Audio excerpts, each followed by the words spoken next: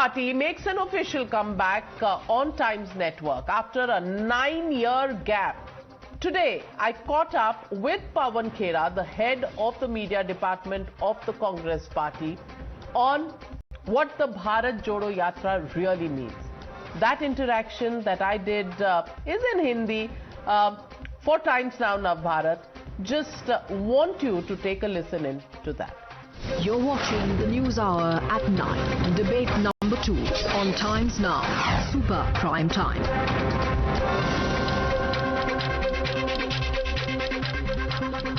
और आज हमारे साथ एक बहुत खास मेहमान जुड़ रहे हैं सवाल पब्लिक का शो पर। पवन खेड़ा जी, मुख्य मीडिया के साथ इनका रोल है कांग्रेस पार्टी में, और आज पवन खेड़ा जी बहुत सालों के बाद आपकी वापसी हुई है टाइम्स ग्रुप के किसी चैनल पर। पवन खेड़ा जी, मेरा सवाल आपसे है कि भारत जोड़ो यात्रा अब लगभग अपने आखिरी पड़ाव की तरफ बढ़ता हुआ नजर आ रहा है। तकरीबन 70 किलोमीटर का सफर रह गया है। आप इस यात्रा, भारत जोड़ो यात्रा का मुख्य अचीवमेंट क्या कहेंगे? राहुल गांधी का इमेज मेकओवर, कांग्रेस जो एक थोड़ी बिखरी हुई थी, उसका एक संपर्क जनादेश से टूटा हुआ था, उसको सुधारने की यात्रा, पॉलिटिकल यात्रा, या सिर्फ मोहब्बत वाली यात्रा?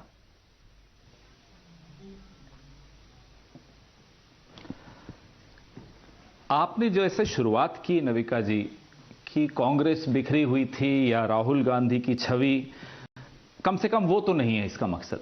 इस यात्रा का मकसद, जाहिर सी बात है, हम राजनीतिक पार्टी हैं तो राजनीतिक तो है ही, और समाज का ऐसा कोई भी क्षेत्र ऐसा नहीं होता जो राजनीति से अछूता होता है। तो राजनीतिक यात्रा तो है ही। मोहब्बत फैलाना भी और अपने नैरेटिव को फैलाना एक राजनीतिक काम भी है, एक सामाजिक दायित्व भी है और राजनीतिक दायित्व भी है। तो यह यात्रा कुल मिलाकर हमारे राजनीतिक जो संवाद है, जो नैरेटिव है, जो बिगड़ चुका है इस देश में पिछले 8-10 सालों में, उसको सुधारना, उसको दुरुस्त करना और संवैधानिक मूल्यों की बात वापस से स्थापित करना, यह इसका मकसद रहा। पवन खेड़ा जी, आज कांग्रेस की तरफ से जनरल सेक्रेटरी जयराम रमेश का एक बयान भी आया है, ट्वीट भी आया है, जिसमें उन्होंने कहा है कि बीजेपी डरी हुई है, प्रधानमंत्री इनसिक्योर हैं, इसीलिए रोड शो कर रहे हैं दिल्ली में। मैं आपसे पूछना चाहती हूं, आज पब्लिक भी ये सवाल पूछ रही है कि डरा हुआ कौन नजर आता है? जो 21 वाले जनादेश उसे मिले हैं जैसे प्रधानमंत्री नरेंद्र मोदी को मिले।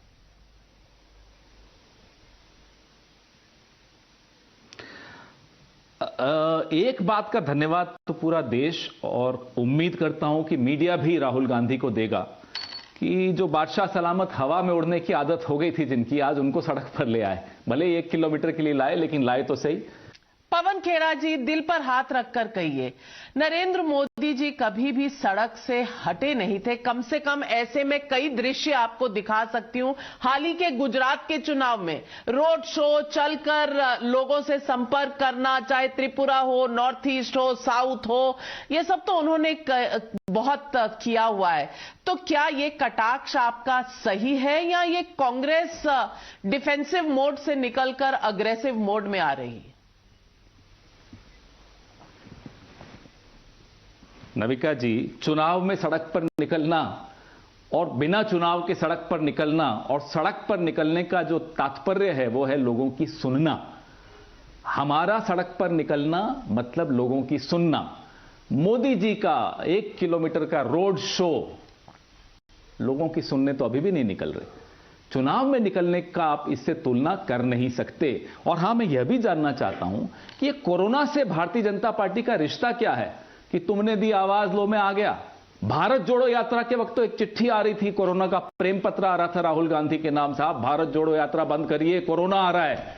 ये आज रोड शो में कोरोना कहां चला गया? बड़ा अच्छा रिश्ता है इनका आपस में।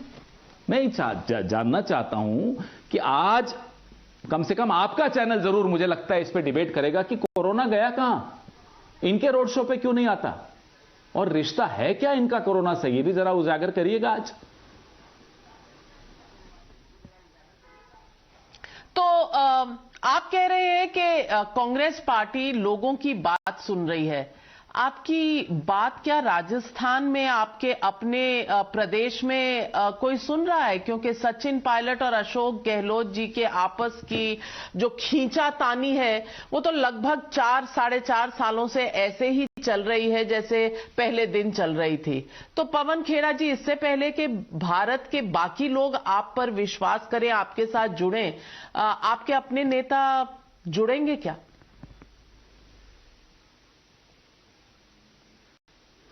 सवाल आपने अच्छा पूछा। भारतीय जनता पार्टी का जो राजस्थान यूनिट है, मुझे नहीं मालूम, शायद आपको जानकारी है या नहीं, कि उसमें कितने गुट हैं। पुनिया गुट, वसुंधरा गुट, ओम बिड़ला गुट, ओम माथुर गुट, गजेंद्र सिंह शेखावत गुट और एक शायद संघ का अलग गुट भी चलता है। 5 गुट जिस राज्य में भारतीय जनता पार्टी के हों, उसमें हमसे पूछा जा रहा है कि सचिन पायलट और गहलोत साहब क्या कर रहे हैं वहां? अपना अपना काम कर रहे हैं। सचिन पायलट जनसंपर्क कर रहे हैं, पूरी तरह से जनसंपर्क कर रहे हैं। आज ही शुरू हुआ है शायद उनका जनसंपर्क। गहलोत जी सरकार चला रहे हैं और सरकार भी ऐसी चला रहे हैं जिसका सर्टिफिकेट मोदी जी को भी देना पड़ गया कि साहब कोविड से बड़ी अच्छी लड़ाई लड़ी।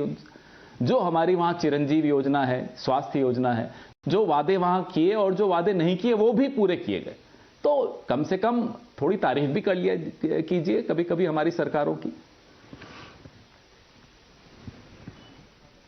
चलिए, तारीफ आपकी पब्लिक करेगी, लेकिन पब्लिक एक सवाल और पूछ रही है कि जिन राज्यों में चुनाव होना है, आपकी भारत जोड़ो यात्रा वहां से कम निकली है। चाहे छत्तीसगढ़, जहां इस साल के अंत में चुनाव होना है, कुछ समय बिताया नहीं आपने वहां पर। तो इसका अगर राजनीतिक उद्देश्य था तो आपने चुनाव से क्या हाथ और पल्ला दोनों झाड़ लिया?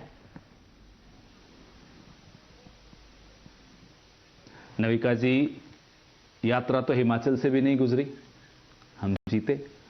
इस यात्रा का चुनाव जीतने से, लड़ने से, इमीडिएट चुनाव लड़ने से कोई इसका ताल्लुक नहीं है। तो वहां से भी नहीं निकले और हिमाचल से भी नहीं निकले, तो इसका जाहिर होता है कि उसका चुनावों से कोई संबंध नहीं था। उस वक्त के चुनावों से कोई संबंध नहीं था। आपकी और इस देश में आपके दर्शकों की आदत खराब न हो जाए कि नेताओं को तभी सड़क पर निकलना चाहिए जब चुनाव हो। यह आदत भी आप लोगों की थोड़ी सुधारनी चाहिए। हम लोगों को मिलकर, हमारी तो सुधारी दी आप लोगों ने, आपकी भी सुधारनी चाहिए कि साहब नेताओं को वैसे भी सड़क पर निकलना चाहिए, लोगों की सुननी चाहिए। हमारी आदत खराब किसने की आपको मालूम है? वो मन की बात करने वाले एक शख्स ने। वो अपने मन की बात सुनाए चले जा रहे हैं, सुनाए चले जा रहे हैं। जब मन हुआ, चुनाव आया, रोड शो कर दिया, हाथ हिला दिया, हो गया काम। ऐसा नहीं चलता। इस देश में जो मूलभूत समस्याएं हैं उनसे मोदी जी वाकिफ नहीं है, यह मैं आपको दावे के साथ कह सकता हूं। अब आपको मैं एक उदाहरण देता हूं, जोशीमठ का उदाहरण देता हूं। जोशीमठ की समस्या से उनको कोई मतलब नहीं है। उनको क्या मतलब है कि समस्या कहीं बाहर लोगों को नहीं मालूम पड़ जाए। इसरो को बोला साहब आपने बाहर कैसे कर दी ये रिपोर्ट, मीडिया से कैसे बात कर दी। ये आप देखिए सरकार चलाने का इनका तरीका, कि कहीं नविका कुमार को सूचना नहीं मिल जाए जोशीमठ की। उनको चिंता ये नहीं है कि नविका कुमार क्या कहेंगी क्या नहीं कहेंगी, उनको सिर्फ ये चिंता है नविका कुमार को नहीं पता चल जाए जोशीमठ धंस रहा है। क्योंकि नविका जी के शो को लोग देखते हैं, वो लोग देखेंगे तो उनको भी जानकारी मिल जाएगी। इस तरीके से राजनीति नहीं करनी चाहिए, इस तरह से सरकारें नहीं चलानी चाहिए। ये फर्क आपको भारत जोड़ो यात्रा में और मोदी जी की वोट जुगाड़ो यात्रा में अंतर दिखेगा आपको। पवन खेड़ा जी, फिर मेरा सवाल आपसे यह है कि अगर इतनी ही बुरी सरकार चला रहे हैं, अगर इतना ही सच छुपा रहे हैं, तो 2 बार जनादेश इतना बहुमत वाला कैसे मिल गया? और सिर्फ लोकसभा के 2 बार नहीं, आप कई राज्यों के भी चुनाव देख लीजिए, वहां मोदी जी जाते हैं तो कुछ रुख बदल जाता है, जनता जुड़ जाती है। क्या यह भी एक मिथ्या है? और दूसरी तरफ आप 21 पार्टियों को जोड़ने की रेस में हैं और कई ऐसे नेता हैं, चाहे वो मायावती जी हो, अखिलेश यादव हो, चाहे वो केसीआर हो, चाहे वो ममता बनर्जी हो, कोई भी कांग्रेस के साथ हाथ मिलाना नहीं चाहता। इस पर आप क्या कहेंगे?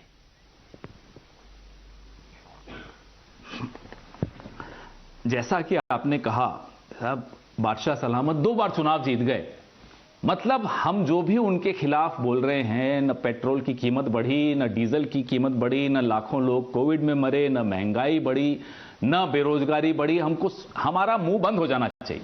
मीडिया का तो हो ही गया लगभग, विपक्ष को भी चुप हो जाना ही, क्योंकि मोदी जी 2 बार चुनाव जीत गए। तो साहब, कांग्रेस पार्टी तो इस देश में जितने लोकसभा चुनाव हुए सबसे ज्यादा कांग्रेस जीती।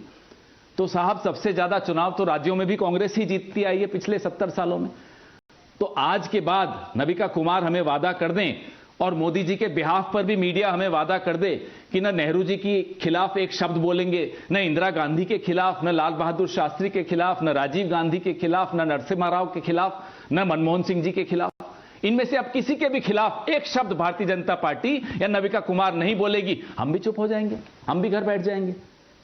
चला दीजिए अब मीडिया से लोकतंत्र अपना। ऐसे थोड़ा ही चलता है लोकतंत्र। चुनाव जीत गए तो हमारा मुंह बंद हो जाना चाहिए। नोटबंदी भी सही है, कोविड में कोई मरा ही नहीं क्योंकि मोदी जी चुनाव जीत गए। जनाब, हम लोग भी चुनाव जीतकर ही सरकारें बनाते थे। डॉक्टर मनमोहन सिंह जी भी 2 बार चुनाव जीतकर ही सरकार बनाए थे। उससे पहले भी कांग्रेस की सरकारें चुनाव जीतकर ही आती थी। कोई इंपोर्टेड नहीं थे हम लोग, कोई स्वर्ग से नहीं सीधा प्लांट कर दिए कि आप जाओ सरकार बनाओ।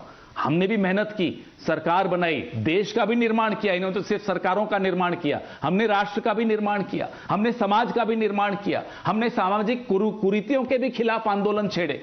महात्मा गांधी का आंदोलन सिर्फ अंग्रेजों के खिलाफ नहीं था, हिंदू समाज के भीतर, भारतीय समाज के भीतर, हमारी संस्कृति के भीतर जो दिक्कतें आ रही थी, जो गलतियां थी, उनको सिर्फ सुधारने का भी एक आंदोलन था। तो हमारी मेहनत को इनकी मेहनत से आप तुलना मत कीजिएगा कभी भी। ना इतिहास में कभी ऐसी तुलना हो सकेगी, ना आने वाले सालों में कभी कोई तुलना हो सकेगी। हमारी मेहनत राष्ट्र निर्माण की मेहनत है, इनकी मेहनत सरकार निर्माण की मेहनत है। गोवा में जीते या नहीं जीते, खरीद फरोख्त कर लो, ये होता है। मध्य प्रदेश में हार गए, चलिए खरीद लो, ये होता है सरकार निर्माण। और फर्क देख लीजिए जो राष्ट्र निर्माण करने वाली पार्टियां।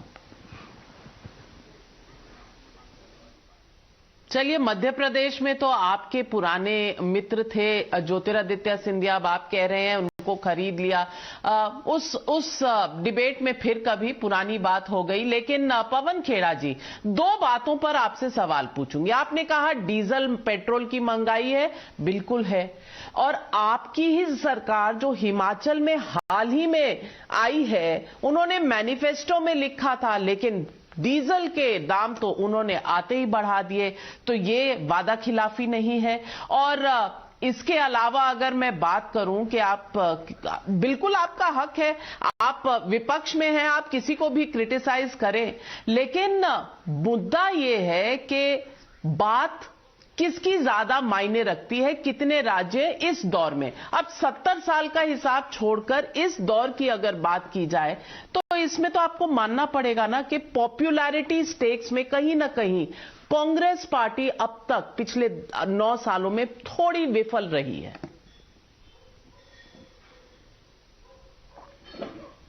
नविका जी, आपने 2 सवाल पूछे। पहले मैं हिमाचल पे आता हूं, फिर आपके दूसरे सवाल पे भी आता हूं। हिमाचल में जो आउटगोइंग सरकार थी, जयराम ठाकुर साहब की सरकार, उसने खजाने की क्या स्थिति की वो पूरी हिमाचल का एक एक व्यक्ति जानता है।